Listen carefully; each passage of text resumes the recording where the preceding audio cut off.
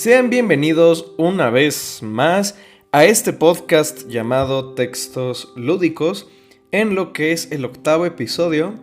8, cuando lo pones en horizontal de manera escrita, sería el símbolo del infinito. No sé si este programa va a durar tanto tiempo, aunque hablar del infinito es ahorita rompernos la cabeza.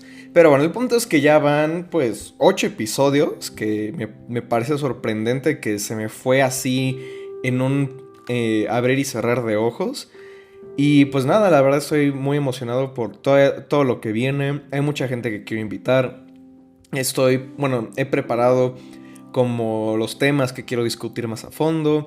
Y sí, aunque las visitas ahí van como poquito a poquito, por ahí hay planes de, el logo, le llamaría logo, ¿no? Pero el recuadro del podcast es algo que quiero modificar, quiero hacerlo como mucho más atractivo para que más gente lo escuche.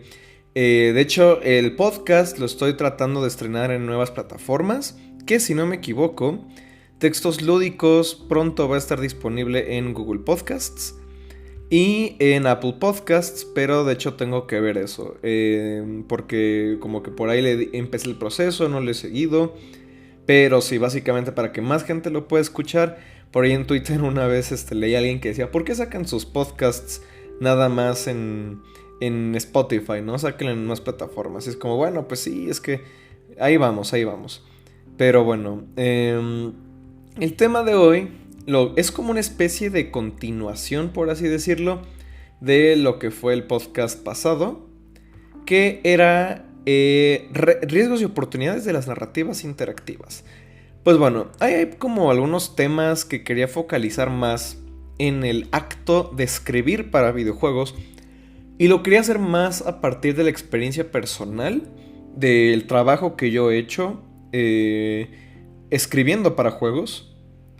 Se me olvidó presentarme, aunque si han escuchado los otros ya saben quién soy. Soy Luis León. Yo soy diseñador de juegos y también me considero escritor de juegos. Últimamente me gusta más usar el término diseñador narrativo, que me gustaría hacer un episodio hablando sobre cuáles son las diferencias entre escritura de juegos y diseño narrativo.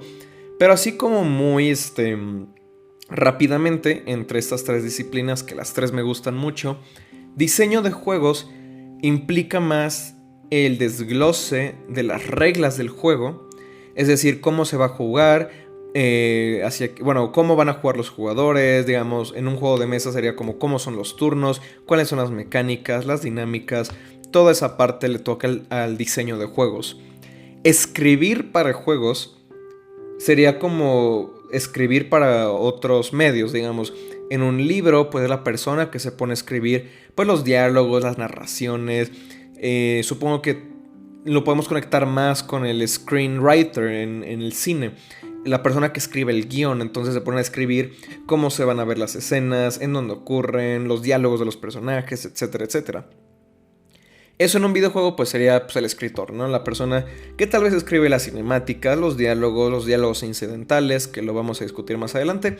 Y el diseñador narrativo lo que hace es se encarga de organizar esos elementos narrativos y diseñar una manera o desglosar la manera en la que los jugadores van a interactuar con esos elementos que les van a permitir entender la historia o acceder a ella. Esto, por ejemplo, digamos en un juego como Dark Souls, sería como el tema de, el diseñador de juegos dice, el jugador se va a mover por el escenario y va a rodar y va a atacar, ¿no? Sí, muy burdamente. Y va a poder encontrar ítems y los va a poder leer. Eso vamos a dejarlo por aparte. El escritor se encargaría de escribir los ítems, ¿no? Este ítem se va a llamar de esta manera y va a tener esta descripción. El diseñador narrativo sería como una especie de punto intermedio, donde dice, el jugador va a encontrar en los ítems la historia. Cuando llegues a esta parte va a estar este ítem en específico, o cuando haces como esta acción, como que va a pasar algo en el escenario que va a revelar esa otra parte de la historia, ¿no? Entonces no es tal cual escribir la historia, sino cómo le comunicas al jugador esta historia a través de los elementos interactivos. Que esto de por sí ya nos presenta como una gran diferencia entre escribir para juegos y escribir para cualquier otro medio. Y aunque tal cual la idea un poco de este episodio era hablar sobre escritura para videojuegos. Es, bueno, al menos para mí es inevitable hablar sobre el diseño narrativo, porque es finalmente, bueno, estos dos cargos o estas dos disciplinas, pues claro, en equipos mucho más pequeños, como cuando haces un videojuego independiente, son el mismo cargo muchas veces. O el diseñador narrativo también es el diseñador de juegos, o el diseñador narrativo también es el escritor, o los tres al mismo tiempo, ¿no? Que es lo que me ha tocado hacer en mis proyectos de juegos que están en Itch.io, por ejemplo, ¿no? Entonces, por eso, pues como que ahorita hablar de retos de escribir para videojuegos, para mí implica todo lo demás. Implica hablar sobre diseñar juegos, diseñar narrativas y escribir guiones o escribir para videojuegos.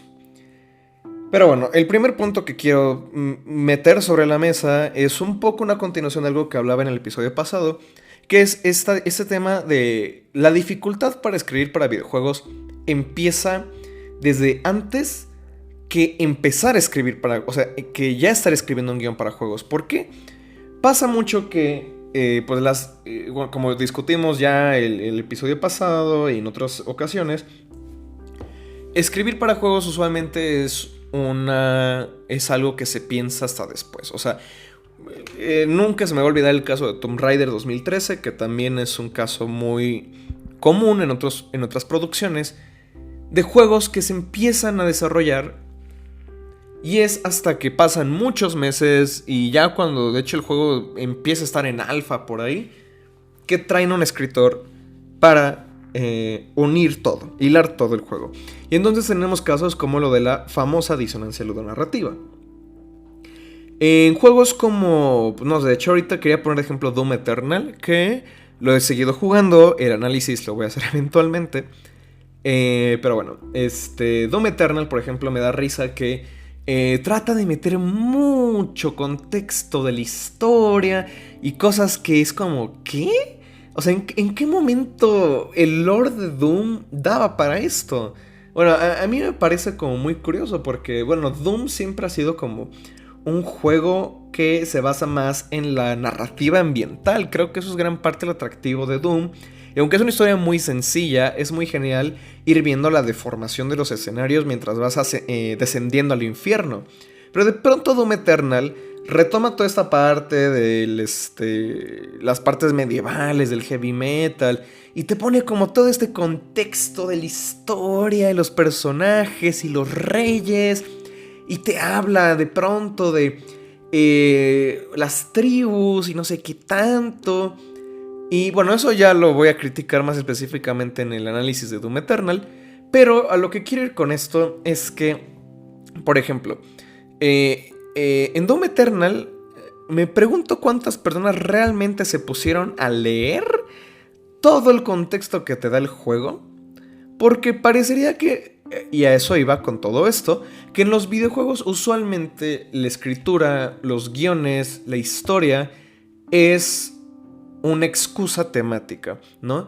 Ya lo comentaba en algún momento del podcast pasado, que en un juego como Super Mario no necesitas nada más que decir, la princesa la secuestró el rey Koopa y tienes que ir a rescatarlo, ¿no? O bueno, Bowser. Y pues sí, bueno, podemos ahondar mucho, bueno, ya lo hicimos, ahondamos en por qué las historias sí son necesarias o por qué sí dan mucho plus a los juegos y bla, bla, bla. Pero lo que voy es que muchas veces, gran parte de, pues sí, las historias están muy de fondo, ¿no? Entonces, pues teniendo como todo esto es como, bueno, entonces, ¿para qué necesitas escritores de videojuegos? Pues tienes juegos que se basan mucho más en escritura. Tienes juegos que son basados en texto, como ficción interactiva, o juegos que deben mucho a la ficción interactiva, como Kentucky Road Zero, como Disco Elysium, que Disco Elysium es probablemente uno de los mejores o el mejor guión para videojuegos que me ha tocado leer. Bueno, el guión per se no lo he leído, pero la escritura del juego es espectacular. Red Dead Redemption 2, por ejemplo. Y bueno, ahorita no vamos a hablar de si los juegos necesitan tener historia, no, vamos a hablar ya de los juegos que ya tienen esas historias, cuáles son estos retos, ¿no? Y pasando primero por este filtro de que las historias no son tomadas muy en cuenta, que usualmente se escriben como hasta el final, de todos esos retos que tienen en sí los escritores de juegos. Por ejemplo, leí un libro que se llama Video Game Storytelling, que una vez me lo dejaron de leer en la universidad. Y pues sí, habla mucho de pues cómo hace falta que en los estudios de videojuegos quienes ejerzan el rol de la escritura estén mucho más involucrados con el resto del equipo, porque muchas veces las cosas cambian de la noche a la mañana, tal vez en el diseño del juego, algo incluso sonoro, algo visual puede hacer que de pronto la historia ya no haga tanto sentido, o que no estén comunicados adecuadamente todos estos canales, y quizá no sé, como que de pronto hacen un monstruo de cierta manera que no coincide con el lore que ya se escribió del juego. Aunque bueno, por procesos de producción usualmente se diría, es más fácil cambiar el guión que tirar a la basura ese monstruo que ya programamos y animamos, ¿no? Por decir una cosa. Entonces, pues el rol del escritor muchas veces es muy olvidado, muy subestimado. No sé si subestimado, olvidado. Ya dije olvidado. Pero sí, muy ignorado. Esa es la palabra que estaba buscando. Y ya de por sí estamos luchando contra estas cuestiones de producción.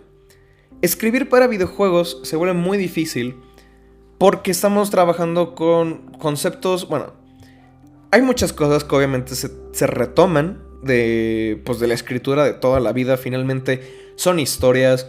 Todos sabemos cómo funciona una historia, qué queremos de una historia. Justamente, bueno, he estado leyendo un libro que se llama El escritor y sus fantasmas, de Ernesto Sábato, que pues en algún momento dice, pues una historia tiene que tener partes que obviamente son falsas. O sea, a ver, una historia es falsa, ¿no? Queremos que evoque la realidad, y de hecho tanto que cuando vemos algo que sí es un extracto de la realidad, muchas veces nos va a chocar, ¿no? En esta ficción, aunque es un tema más clavado. Pero sí, obviamente un buen escritor de juegos, una persona que se quiere dedicar a hacer esto, tiene que tener nociones y bases en las historias clásicas, en la literatura, en el cine. Y también yo agregaría tener entendimiento de cómo otros medios cuentan historias, de cómo es posible que una pintura, a través de su propio lenguaje, que es la composición visual, los colores, te cuentan una historia. Hay cuadros que han sido analizados hasta la muerte, como el clásico de las Meninas, ¿no? Ahí tienes que Velázquez está pintando enfrente del espejo y que está rompiendo la pared y bla, bla, bla. Todo eso finalmente es necesario. Porque si de pronto uno se quiere poner la tarea de escribir para videojuegos, que se puede ponerlo, pero no sabe como estos métodos clásicos, pues no hay forma entonces de llegar a algo nuevo, de innovar o de entender qué hacen los videojuegos diferentes o qué se tienen que hacer diferentes. O sea, necesariamente hay que partir de un lugar. Y hablando sobre ese tema, como que una de las cosas que usualmente se dice en cuanto a narrativa en videojuegos es que se retoma el concepto del show, don't tell, que es del cine. En el cine es como una regla que mucha gente repite, que es en vez de que los personajes te estén contando sobre algo, mejor muéstralo. O en vez de que te cuenten que algo pasó o hablar de sus emociones, lo que sea, mejor muéstralo, ¿no? Como que lo visual es lo que triunfa sobre el diálogo. Que bueno, yo no estoy completamente de acuerdo con eso, pero bueno, vamos a partir de esa regla.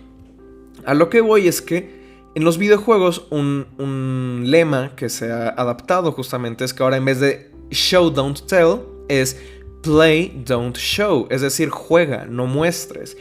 Por ejemplo, está el caso, bueno, justamente ahorita lo tengo muy fresco, de Doom Eternal, que me pareció muy interesante. Que sea más interesante que para un videojuego que se basa tanto en la acción, en los momentos acá súper espectaculares. De pronto hay una parte donde te dicen, tienes que ir a disparar un hoyo en la superficie de Marte. Y es como te subes a la torreta gigante o al rayo láser y dices como, me van a dejar disparar, ¿verdad? Pues no, el juego no te deja disparar. Y es una acción tan pequeña. Me imagino que debió haber tenido su razonamiento de producción.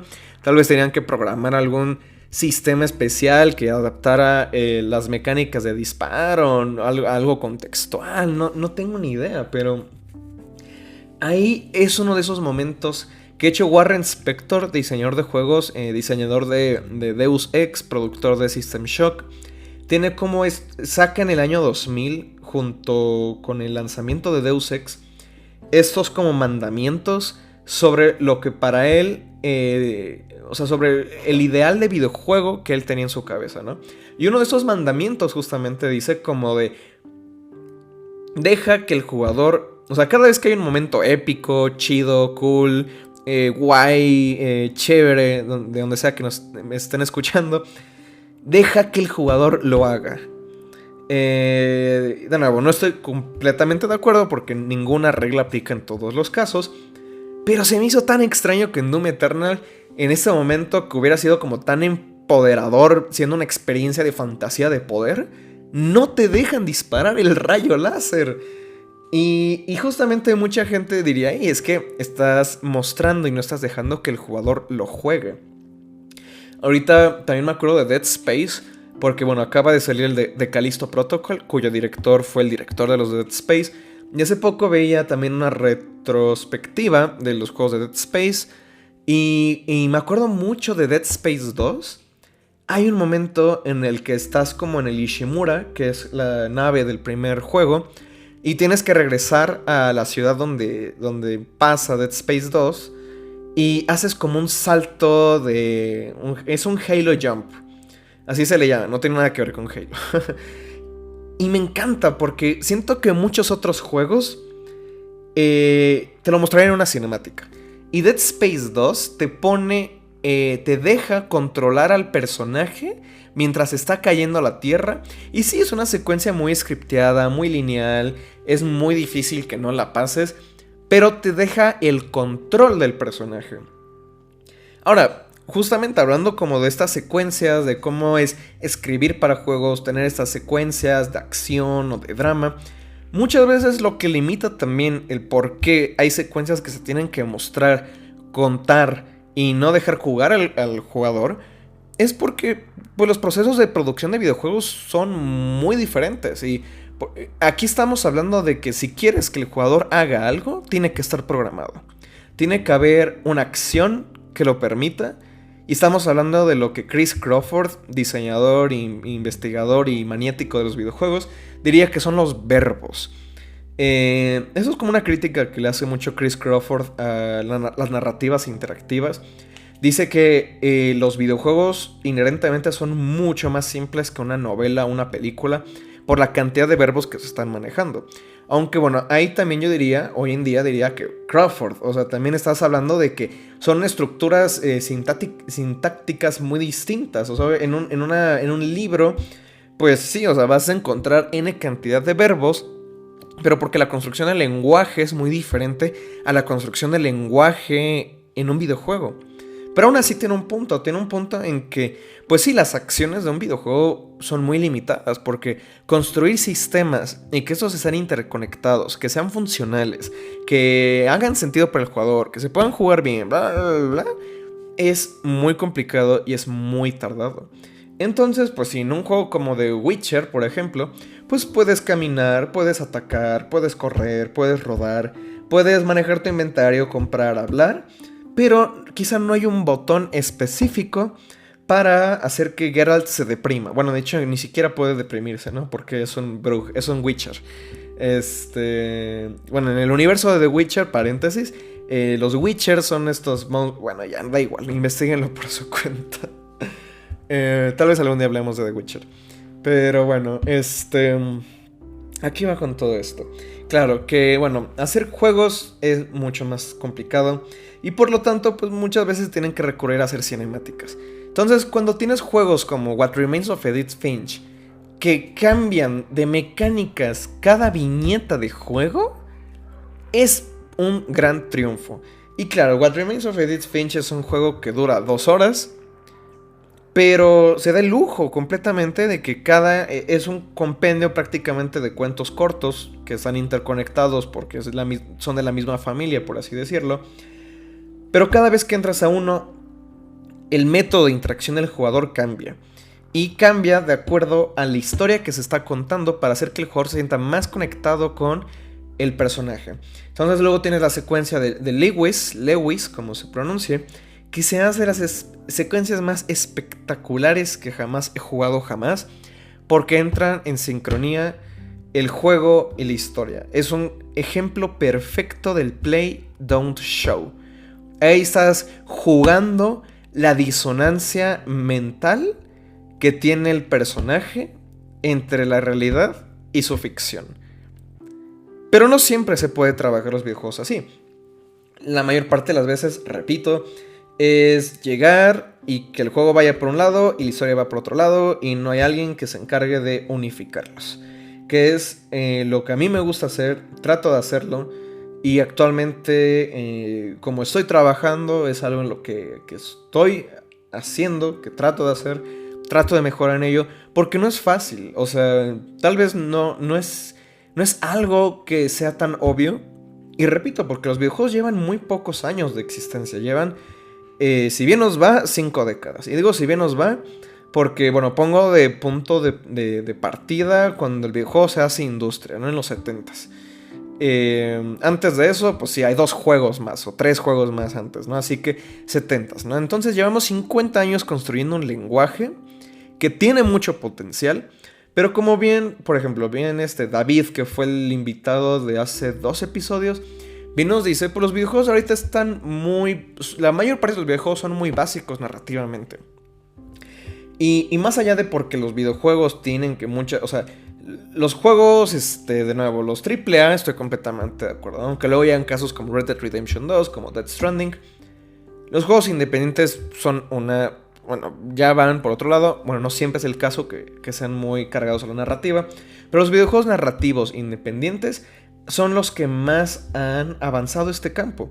Pero a lo que voy es, o sea, ese no era el punto. El punto es que si gran parte de los videojuegos no han logrado explotar este potencial de la narrativa interactiva, es porque nos está exigiendo pensar en las historias de una manera que no se había hecho o no se ha ejercitado tanto como otros tipos de historias.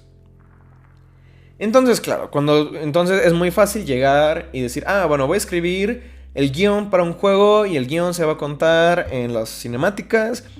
Y en el juego vas a disparar y luego la historia se va a tratar sobre, no sé, ¿cómo se llama en español? Nuclear Deterrence, ¿no? O sea, la destrucción mutua asegurada de las bombas nucleares de la Guerra Fría.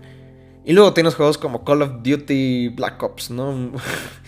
Que, pues sí, o sea... Bueno, ese también ponía de ejemplo Uncharted en otra ocasión, ¿no? Que vas disparando a todo mundo y luego la historia es como, no, pero está mal. ¿Ok? Y de nuevo, yo no digo, o sea, yo no culpo a los escritores tal cual. De nuevo, por todo lo que ya mencioné. Y también porque es eso, o sea, no estamos acostumbrados a hacer todo esto. Pero bueno, el tercer como punto principal del que quería hablar, además de, bueno, el show don't tell, la producción de los juegos, es el tema que también los videojuegos pues finalmente tienen muchas formas de contar estas historias. No solamente es que vas a llegar tú como escritor y tu chamba sea contar toda la historia, o es la única forma en la que vamos a acceder a la historia del juego. Eso es algo que también, bueno, esto es un tema que me gusta mucho. Porque, pues sí, o sea, yo soy de la idea que los videojuegos tienen muchas herramientas y no es malo que se usen cinemáticas porque el videojuego lo permite. Pero el videojuego también permite mostrar texto, por ejemplo, y también permite mostrar las cosas de manera visual. De hecho, por ahí hay un tema que me molesta un poco, de cierta manera, que es así como se premia el show don't tell en las películas y hablamos del play don't show en los videojuegos. Creo que muchas veces se carga mucho a la idea de que mostrar visualmente una historia en un videojuego es automáticamente mejor que mostrarla en texto. Yo no estoy de acuerdo. Solamente quería ponerlo sobre la mesa. Pero, bueno, con esa parte de mostrar visualmente una historia, Podemos hablar entonces de juegos como Dark Souls o Journey, ¿no? Journey y me parece un gran ejemplo porque en Journey nunca hay un solo diálogo. Y entonces, por ejemplo, alguien que escribe ese juego, ¿cómo lo escribe, no? Ahí, pues, estamos hablando de otras formas de escritura, como storyboard, por ejemplo, de hacer un tratamiento, de escribir como, bueno, qué es lo que se quiere comunicar, lo que se quiere que el jugador sienta, cuál es la historia de este mundo, y luego trabajarlo con alguien visual, con un artista. Me recuerda mucho el proceso que veía de Dune, la Dune de Jodorowsky, que nunca salió. Pero hay un documental por ahí que me gusta mucho de cómo hablan de este proceso que tenía Jodorowsky con Moebius, de que le iba contando la historia y Moebius lo iba dibujando todo como si fuera la cámara. Y eso se me hizo tan bonito y dije, wow, me encantaría trabajar con alguien así. Y pues es eso, o sea, la escritura no solamente estamos hablando de texto, ¿no? Aunque bueno, yo sí me oriento mucho hacia los textos o hacia las palabras escritas porque es algo que me gusta mucho. Pero finalmente escribir para videojuegos, supongo que el tema principal de este episodio es que se puede ver desenvuelto de varias maneras. Entonces hablamos de narrativas visuales, esto que se le llama mucho narrativa contextual, narrativa ambiental, que vas avanzando por un escenario y de pronto ves que hay un esqueleto y el esqueleto está abrazado de otro esqueleto. Es como, wow, seguramente eran una pareja antes de morir. Esta forma narrativa también la aplican mucho los Immersive Sims, estos juegos que me encantan.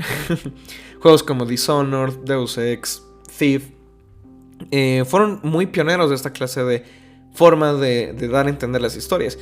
De hecho, me da risa que en la pandemia, algo que se le critica mucho luego a esas narrativas ambientales es que se pueden sentir muy artificiales. Porque en esa clase de juegos, no sé, digamos en BioShock, ¿no? Como que vas pasando por un pasillo y está escrito en sangre, ¿no? Como en la pared, como de no vayas por ahí. O es como de el fin se acerca, ¿no? Así como en las paredes. Y es como, ¿quién se detendría a hacer eso? Pero en la pandemia, justamente una vez vi una foto que alguien decía como, no manches, tenían razón los diseñadores narrativos y estaban como las paredes así grafiteadas diciendo el fin se acerca, ¿no? Cuando estaba la pandemia. Y una vez también me tocó, salí y no me acuerdo qué decía bien en la pared, pero sí estaba grafiteada con un como, queremos ser libres, algo así. Pero bueno, eso era como por aparte. Pero sí, las narrativas ambientales se han vuelto como también un gran tema dentro del círculo de los videojuegos.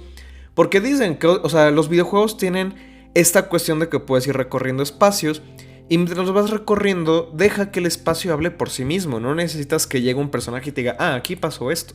Sino que el jugador lo puede ver.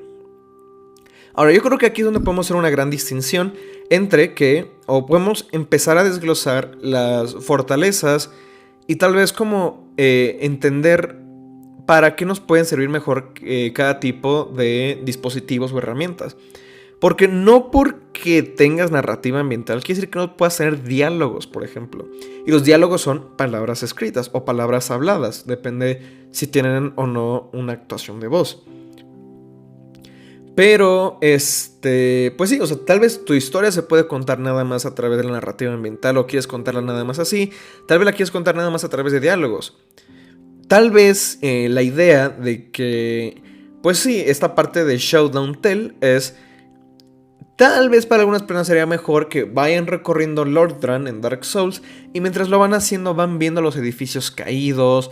Van viendo que aquí había una recámara, que aquí hay un cuadro y el cuadro sugiere como una idea. También se habla mucho de esta como construcción poética que pueden tener esos juegos como Ico, de que el escenario como que dice más cosas y los personajes hablan muy crípticamente y todo esto. Pero también hay espacio para el texto. El tema con el texto, o el tema con las palabras escritas, es que también se vuelve muy pesado escribir para videojuegos, ya hablando de cuando te sientas y tienes que ponerte a chambear. Esto me ha tocado ya pocas veces relativamente, pero lo suficiente para realmente apreciar el trabajo que va detrás de escribir diálogos, de escribir textos, de cualquier tipo, para un videojuego. En un videojuego, usualmente cuando se está trabajando, por ejemplo, con diálogos para videojuegos, estamos hablando de estructuras arbóreas. Entonces, no solamente tienes que escribir un diálogo, sino que escribes un diálogo y 3 posibles respuestas, digamos. Y de esas 3 posibles respuestas, escribir otros 2 diálogos que van con respecto a esa respuesta. Y así sucesivamente, en ese tipo de escritura, ¿no? Hay escrituras que son, entre comillas, no tan complicadas, como por ejemplo en un juego como Uncharted o The Last of Us, se escribe de una manera más lineal, como si fuera, pues sí, un script de una película.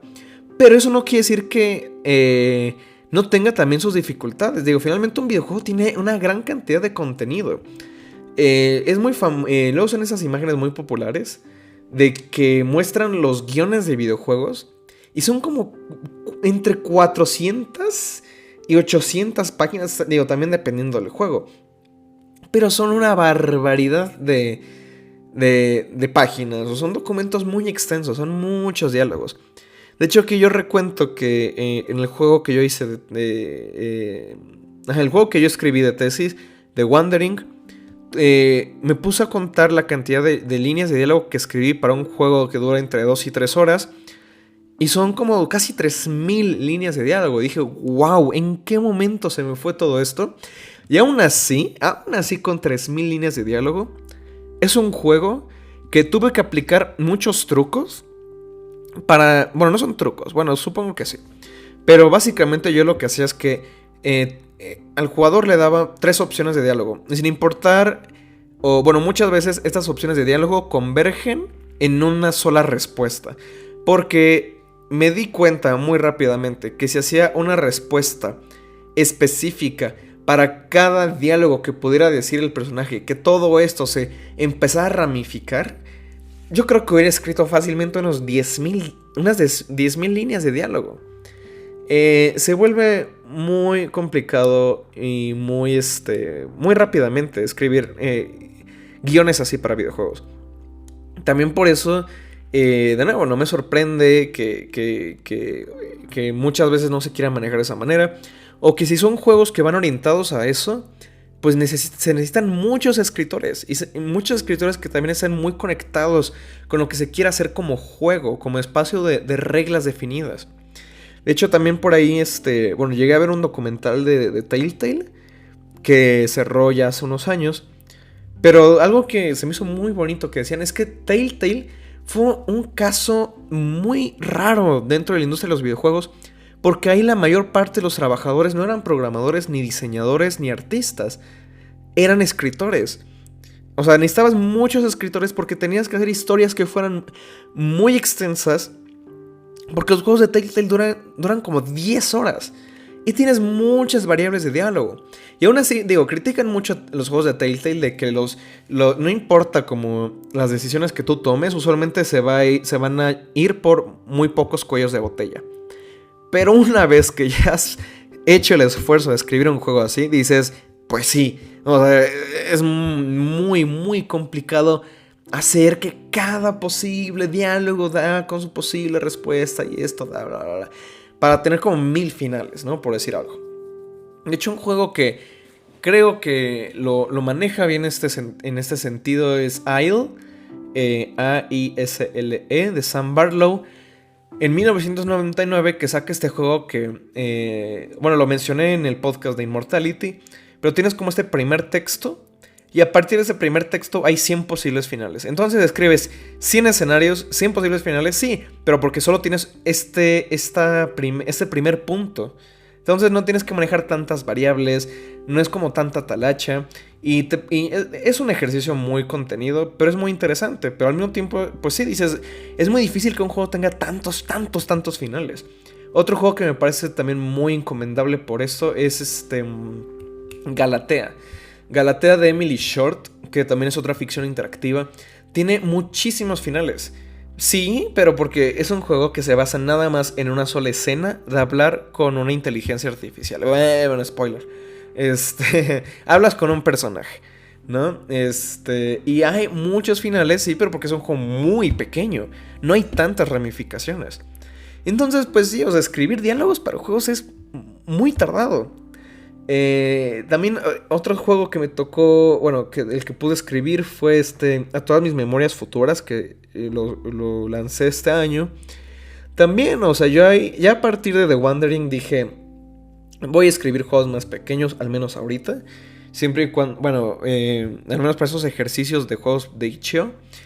Y sí, o sea, empecé a hacer como estos ejercicios más contenidos, de pocas ramificaciones, o sea, bueno, o tratar de dar cierta profundidad de ramificaciones, pero con esos cuellos de botella, escribir menos cosas, o dar más opciones de interacción al jugador.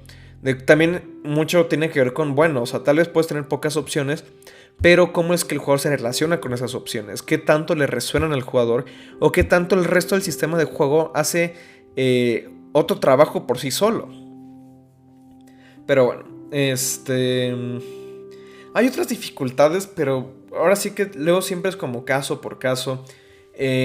Otro tema es que, bueno, ya que estamos hablando de todo este tema perdón si escuchó muy fuerte el vaso, es que sin querer choqué un vaso. El tema de trabajar esta clase de historias es que no hay un software o no hay una herramienta estandarizada para escribir estos guiones para juegos. Se ha estandarizado mucho la escritura de guión, tiene un formato que pues sí se puede adaptar, pero se escribe linealmente. O sea, finalmente una película empieza y termina, y tú la ves en una secuencia. En el videojuego no sabes en qué momento el jugador va a ir por un camino, por el otro, se va a ir o no va a ir a una sección escondida. Entonces, así como los videojuegos se pueden diagramar en estas estructuras arbóreas, en estos mapas conceptuales que son rizomáticos, también los guiones de videojuegos se tienen que trabajar así, la gran parte de las veces. O si lo escribes de manera lineal, tienes que hacer muchos apartados, como bueno. Ahora sí que el propio guión del juego se vuelve como una especie de juego por sí solo. Como un libro de escoge tu propia aventura, porque es como, bueno, si el personaje decide decir esto, pasa a la página 5. Si dice esto, pasa a la página 21. Y así sucesivamente. Entonces, también por eso luego es muchas veces muy difícil escribir guiones para juegos. Y el hecho de que no haya una herramienta estandarizada, también yo creo que es normal, porque finalmente, pues estamos hablando de que las necesidades van a variar. Porque no es lo mismo el tipo de no linealidad que tiene, por ejemplo, un juego como Immortality a un juego como The Witcher 3. O un juego de ficción interactiva como Galatea. Entonces, todas esas cosas hacen que se complique mucho el rol del escritor de juegos. Y por eso que yo quise desde un inicio, por ejemplo, estudiar diseño de juegos. Porque sentí que tener esta base en la estructura del juego me va a hacer poder trabajar mejor la escritura y las narrativas de los propios juegos. Pero bueno, hay como otro temita ahí que tenía, rápido. Yo creo que este episodio va a ser más cortito. Pero sí, finalmente también los juegos también requieren mucha escritura técnica. Eso es como un rol que creo que se suele obviar mucho o no se suele como tomar mucho en cuenta. Y lo menciono rápidamente porque eso es algo que también me ha tocado mucho. No solamente se trata de escritura creativa, como por ejemplo, pues sí, ¿no? Como el sol se posaba detrás de la montaña. Sino que también está la parte de ponerse a escribir los textos de interfaces, por ejemplo. Los textos del menú de opciones. Ahora sí que los textos o el sistema de ayuda para el jugador. Eso también es complicado, porque muchas veces, de hecho hay como luego hay como discusiones de, por ejemplo, si cuando pones una pantalla de confirmación al jugador, en vez de que diga, ¿estás seguro que quieres salir sí o no? Es como de, por supuesto, o ahora no. Para que no sea como tan frío, para hacer que abrace más al jugador. Y aunque parece que son los textos técnicos, tal vez no tengan, o parecería que no tienen tanto mérito como una escritura creativa, requiere que se piensen mucho también. Justamente ahorita estoy trabajando en un juego en el que tengo que estar escribiendo tutoriales Y también uno se tiene que poner a pensar, bueno, ¿cuál es la mejor manera de comunicar estas ideas sin que suene tan complicado para el jugador? ¿Cómo se va a apoyar de algo visual? Esto entra así más en el terreno, yo diría, que del diseño de la comunicación. Pero también es un rol que está presente en los juegos que, por ejemplo, no está presente en un libro. En un libro no necesitas instrucciones para leerlo, no necesitas instrucciones para ver una película. En un juego muchas veces vas a encontrar esos textos de ayuda. Entonces también es otra capa que tiene el hecho de escribir para juegos. Es otra chamba más. Y pues en equipos más grandes, en juegos más grandes, por ejemplo, me imagino algo de Ubisoft. Seguramente hay una sola persona o dos personas o tres dedicadas nada más a escribir esas descripciones, esos textos incidentales, como les llamo, informativos, técnicos, todo eso.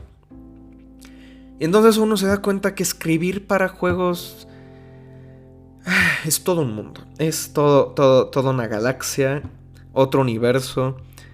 Pero sí, por eso son muchos retos. Probablemente podría hablar de temas más específicos, como siempre. Pues luego, por ejemplo, el hecho, bueno, esto va un poco de la mano, quizá ya como algo, una nota final. Es difícil concatenar los diálogos que estás escribiendo para los juegos. El hecho de, a la hora de que estás escribiendo un diálogo que va a tener 3 respuestas, por ejemplo, y que después de que escribas estas 3 respuestas te regresen un mismo diálogo de vuelta.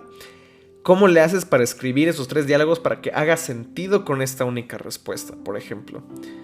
O cómo le haces para... Bueno, esto es más como en juegos de Twine, en juegos de Inform, que tienen como esta cuestión de los verbos, de cómo el jugador se puede referir a ellos, cómo va a interactuar con ellos. Aunque yo creo que eso sí amerita otra conversación, porque eso es mucho de estructura, de sintaxis, pero finalmente también tiene que ver mucho con eso, de que el lenguaje de los juegos cambia mucho. Los juegos, esa es como una teoría que tengo y algún día voy a elaborar más, que los juegos están inherentemente en segunda persona, porque siempre el juego se está refiriendo a ti, al jugador. Y en los juegos de ficción interactiva es mucho más obvio, porque siempre es, haces esto, harás lo otro. Entonces, finalmente requiere que pienses, escribir para videojuegos, por ahí va mi resumen, requiere que pienses en ellos de otra manera. Y bueno, yo creo que la mayor tragedia que tiene también escribir para juegos es que puedes escribir mucho. De hecho, escribes una gran cantidad de cosas que la mayor parte de los jugadores nunca van a leer. De estos guiones de 800 páginas, 1000 páginas, 4000 páginas, tal vez un jugador promedio nada más va a jugar 3 horas y lo va a dejar de jugar.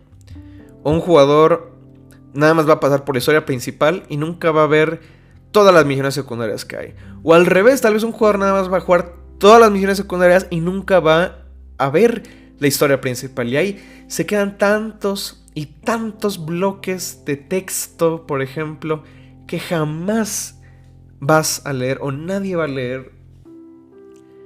Y eso es como de las cosas también difíciles. No difíciles en el sentido de que es complicado hacerlo, sino que es la experiencia de escribir para juegos. Siempre saber, y digo, eso es parte de lo que hace un videojuego y es gran parte de lo que me encanta de ellos.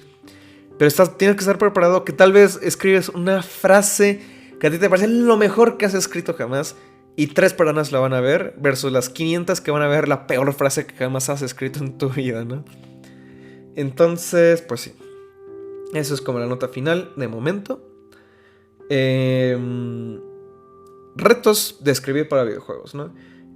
Vamos a retomar esos puntos más adelante, en otro momento, en otro contexto. Pero bueno, también quería hacer un episodio un poquito más cortito en esta ocasión. Y estoy viendo si los próximos episodios van a ser los con invitados. Quiero sacar 9 y 10 antes del final de año. Mi idea es sacar esos 2 episodios adicionales, tomarme un break hasta enero por fechas decembrinas, lo que sea. Pero ojalá me pueda coordinar para traer temas que me parecen muy interesantes, con personas que creo que también son muy interesantes. Así que bueno, estén atentos a las redes. Pueden encontrar mi página web como www.luisleon.com.mx.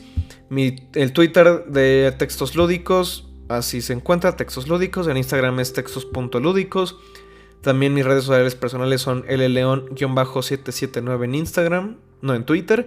Y en Instagram es lleon779. Y pues nada, espero que les haya gustado, espero que les haya hecho tal vez reflexionar, pensar un poco. Si opinan lo contrario a lo que yo dije, me lo pueden decir. Obviamente hay muchas cosas que se quedan en el tintero, como por ejemplo cómo se construye un arco dramático para un personaje en un videojuego, o como, bueno, la forma en la que se puede contar una historia clásica, o cómo escribes a un protagonista, cosas así. El punto de hoy era hablar más como sobre el proceso de la producción, tal cual. Pero bueno, como digo, este podcast yo quiero que dure mucho. Así que habrá más tiempo para hablar. Así que como diría Truman en The Truman Show, en caso que no los vea, buenos días, buenas tardes, buenas noches. Hasta luego.